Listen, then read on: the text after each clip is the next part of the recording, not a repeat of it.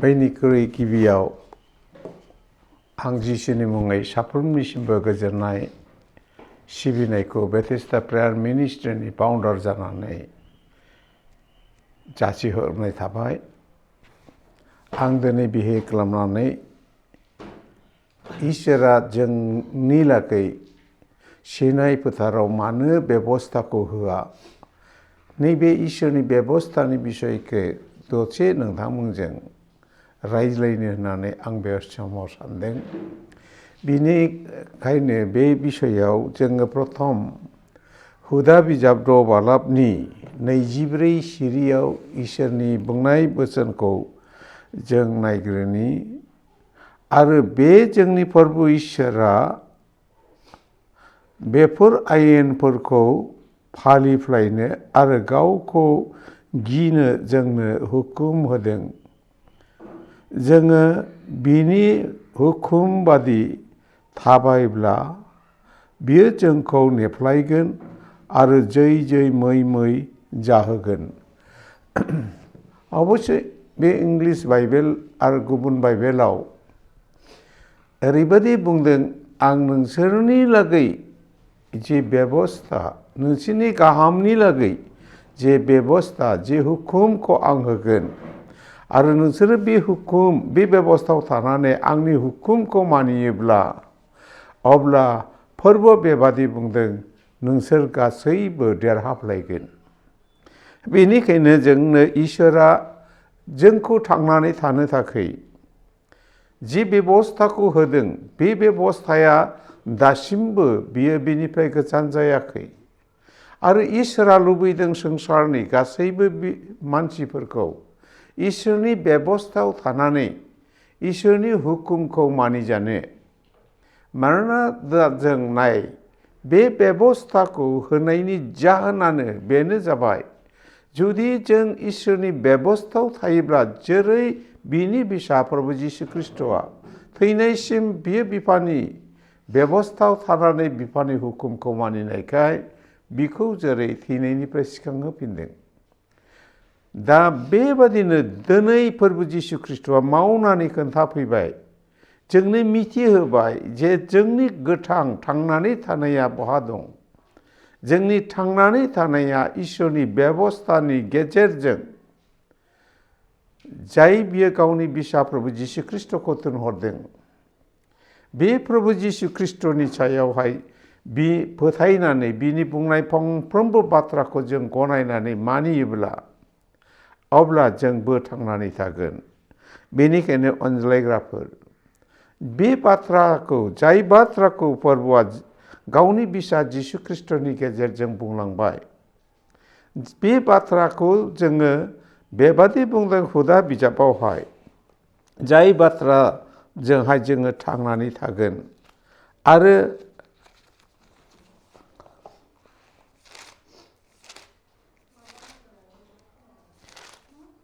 हुदा बिजाब 30 जों 14-15 राव मोनसे बाथ्रा बुंदों। बे बाथ्राया बेबादि बुंदों, जों 13निफ्राय आं फरायनि, 13निफ्राय फरायोब्ला एसे स्रासिन जागोन। नङाब्ला बेफोरो सागोर बारै नङा। नोंसोरो बेबादि बुंनो, जोंनो बेफोर आयेनफोरखौ खोनासंहोनानै आयेन बादि मावनो आरो जोंनो सागोर बारैनिफ्राय लाबोनानै होफैगोन। दानो बे आयेनफ्रा नोंसोरजों लोगोआवनो दं। बेफोर आयेनफोरखौ नोंसोरो मिथिगौ। बेफोर नोंसोरनि गोसोफ्रावनो दङ, दा नोंसोरो फालिनोल' नांगौ। बिराद मोजां बाथ्रा जों बेयाव बुंनायखौ जों नुनो मोनदों जे जों बुंनो हागौ, जों BTS फरायोब्लासो, जोङो माबा मोनसे सोलोंथाइ लायोब्लासो, बा जोंनो सोरबा पास्टरफोर बा सोरबा प्रसारकफोर खोन्थाब्लासो होननानैहाय, नाथाय जों जुदि दिनैहाय इसोरनि थिननाय बादियै दानि जुगाव बयबो लिटारेटखासै बयबो मगन गुनुखासै बयबो बाइबेलफोरखौ फरायनो गोरोंखासै जुदि जों दिनै बे बाइबेलखौ फरायोब्ला अब्ला बियो जोंनि सेरावनो दाबोनो दं इसोरनि बोसोना दाबोनो दं बियो बोखारजायाखै बेनिखायनो बाइबेलाव बुङो बेयो नोंसोरनि सेरावनो दं आरो नोंसोरनि खुगायावनो दं दा नोंसोरो बेखौ मानिनोल' नांगौ होननानै बुंबाय औ बे बेलायाव जों बिजिरना नायदिनि जाय बाथ्राखौ फोरबोआ गावनि बेबस्थानि गेजेरजों नाबि आरो भाबिबानिफोरखौ थिनहरबाय आरो जोबथा बियो गावनि बिसा जिसु ख्रिस्ट'खौ थिनहरबाय आरो बे फोरबो जिसु ख्रिस्ट'नि थिननाय बुंनाय बाथ्राखौ जायहा फोथायनानै नाजावगोन आरो मानिगोन आरो फोरबोआ बे जनफोरखौ अनना लाबानो बासाया लाबानो मालाबाबो थानाय नङा बेनिखायनो जों दिनैहाय बे बेलायाव आं बेखौनो बुंनो हास्थायदों जों जुदि इसोरनि बेबस्थायाव थानाया गाहामसै आरो बिनि बुंनाय बाथ्राखौ गोसोखांदो आरो बे मथे गासै गाज्रिनिफ्राय सोलायदो आरो फोरबोनि थिननायखौ मानिनानै थाबायदो जेब्ला जों फोरबोनि थिननाय बादियै थाबायगोन अब्ला जों गेदेर फोरबोनि अननायखौ जोङो मोनालाबानो थानाय नङा बेनिखायनो आं दिनै सुंद'यै बेखौल' बुंदों जे इसोरनि बेबस्था आरो हुकुमा बयनिख्रुइ दिनै सेनाय हाजोनिफ्राय होनायनि जाहोनानो जोंनो बेनिखायनो जिसु ख्रिस्ट'आ मोनसे बुंदों दा गोबाङा बुङो बे बेबस्थाफ्रा गैलिया जों गोदान जाखाबाय माब्रैनि गोदान जाखो बे बिषयाव मोनसे सोंलु फैयो नाथाय गोदाना माब्रै जों साननानै नाय दिनै बे बेलायावहाय जिसु ख्रिस्ट'आनो बुंदों मती 5:17-18 जे अख्रां आरो हाया जेसे दोरोदाब्ला इसोरनि बेबस्थाया फंसेबो बोथ्रो जानाय नङा होननानै बुंदों आं फरायनानै होनि अन्नानै नोंथांमोनाबो बेखौ उनावहाय नायफामनो हागोन दे मती 5:17-18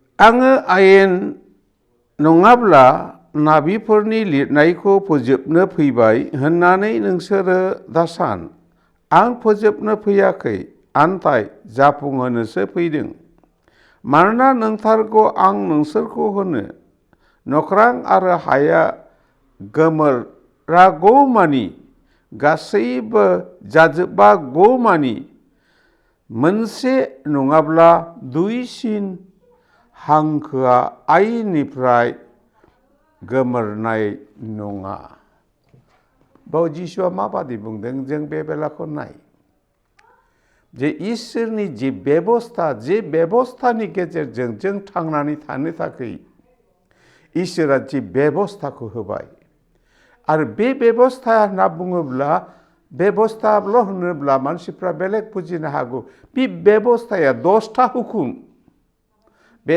10टा हुकुमानो दिनै जों थांनानै थानायनि इसोरनि होनाय बेबस्था आरो नैबे बेबस्था बादियै जोंखौ दिनै फोरबोआ जिउ खांजानो लुबैदों आंखौ नागारनानै नोंसोरनि सिगाङाव गुबुन इसोर दाथाथों मोननैयाव मुसखाखौ दाखुलुम मोनथामाव नंखाय बाखायै आंनि मुंखौ दाला मोनब्रैयाव जिरायनाय सानखौ गोथारै मानि मोनबायावनो मोनफानो मान हो आरो मोनद'आव मानसि दासि सार मोनस्नियाव जिनाहारि दाखालाम मोनदाइनाव सिखाव दाखाव 9आव फारानपुरुषनि मुङाखौ दालुबै 10आव फारानपुरुषनि नंखाय साखि दाहो 10आव फारानपुरुषनि मुङाखौ दालुबै बे मोनसे बेबस्था इसोरा जोंनि लागै होदों बेनिखायनो बे बेबस्थाफ्रा मोनसेबो हा आरो नख्राङा गोमोराला बोखारजाया होनना बुंबाय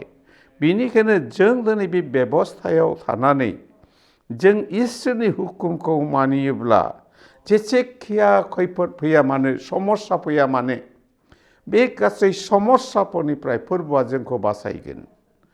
फोरबोआ जोंखौ बासायगोन। बेनिखायनो अनज्लायग्राफोर, आं दिनै नोंथांमोनखौ खावलायदों, दिनै इसोरनि बेबस्था आरो हुकुमाव फैनो थानो थाखाय जोबथा फोरबोआ गावनि बिसा जिसु ख्रिस्ट'जों जोंखौ खावलायबाय। अब्लाबो जों गिदिंनानै जुदि बिनि बेबस्था आरो हुकुमाव फैयाब्ला, मानियाब्ला, अब्ला फोरबोनि बुंनाय बादिनो जोङो जोबनायाव नोरगआव थांनो गोनां जागोन।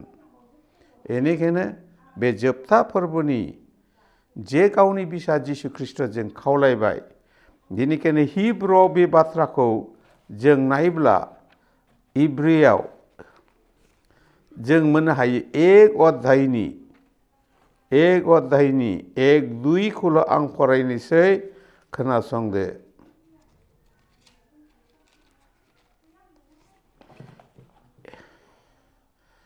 इसोरा गोदो गले गले बायदिसिना नाबिफोरजों जोंनि आजौ आजैफोरखौ बुंबोनायनि उनाव बियो बे दिनफोरनि जोबनायाव बिसा हौवाजों जोंखौ बुंबाय। बियो बिखौ गासैनिबो आवग्रिग्रा फसंबाय। बियो बिजों संसारखौ दाबाय। नैयाव बुंदों, जोबथायाव बियो गावनि बिसाखौ थिनहरनानै जोंखौ खावलायबाय इसोरनि बेबस्था आरो हुकुमाव फैनो। आरो जों बेयावबो फैयाब्ला, होमब्ला जोबनायाव जों सैनांनायसै। आं बेखौनो बुंनानै दोनबाय, जिसुनि मुङै गोजोनथोंसै।